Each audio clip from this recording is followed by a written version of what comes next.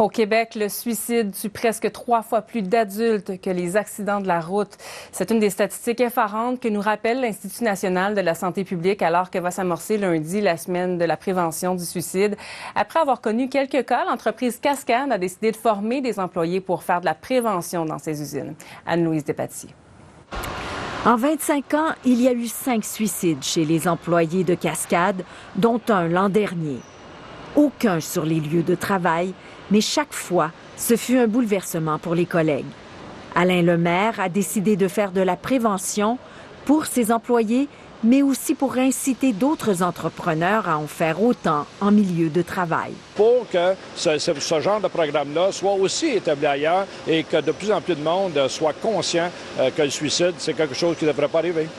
Il a fait appel à l'Association québécoise de prévention du suicide. Un réseau de sentinelles a été développé dans ces usines.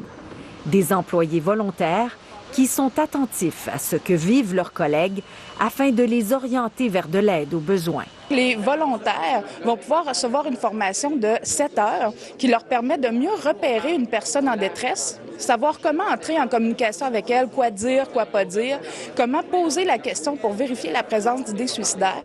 Les dernières statistiques sur le suicide au Québec ont de quoi alerter les employeurs. Les hommes en âge de travailler, en fait, la population en âge de travailler, le suicide est dans cette catégorie d'âge-là la 3e cause de décès.